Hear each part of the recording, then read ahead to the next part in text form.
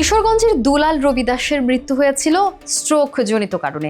স্থানীয় একটি হাসপাতালের দেয়া সনদ তাই বলছে, অথচ তাকে জুলাই মাসের গণ অভ্যুত্থানে নিহত দেখিয়ে করা হয় হত্যা মামলা।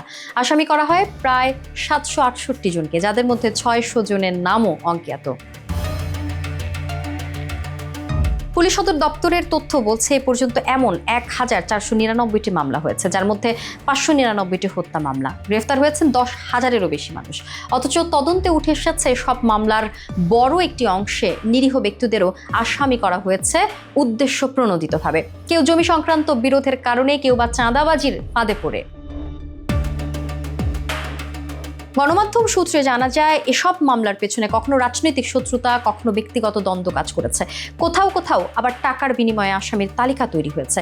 বাদীদের মধ্যে অনেকেই রাজনৈতিকভাবে সংযুক্ত, আবার অনেকে নিজেরাই স্বীকার করেছেন তারা আসামিদের চেনেন না। মামলায় নাম ঢোকানোর পর বাদীপক্ষের কেউ কেউ 50 থেকে 60 হাজার টাকার বিনিময়ে নাম বাদ দেওয়ার প্রস্তাব দিয়েছেন বলেও অভিযোগ উঠেছে। অভিযোগের আঙুল উঠছে কিছু অসাধু আইনজীবী ও পুলিশের সদস্যদের দিকেও।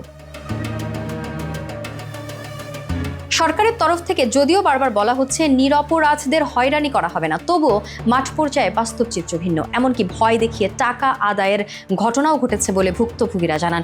অনেক মামলায় বাদী হিসেবে যে ব্যক্তিদের নাম ব্যবহার করা হয়েছে, তাদের বেশ কয়েকজনের মুঠোফোন বন্ধ বা তারা নিজেদের ঠিকানা পরিবর্তন করে গেছেন। কেউ কেউ সরাসরি স্বীকার করেছেন তাদের স্বাক্ষর নেওয়া হলেও মামলার এজাহার সম্পর্কে তারা কিছু জানেন না।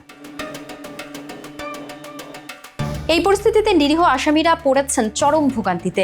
মামলার তদন্ত সংশ্লিষ্ট কর্মকর্তারা বলছেন, হাজার হাজার আসামির নাম বিশ্লেষণ করে প্রকৃত অপরাধী শনাক্ত করা এখন তাদের জন্য বড় চ্যালেঞ্জ হয়ে দাঁড়িয়েছে।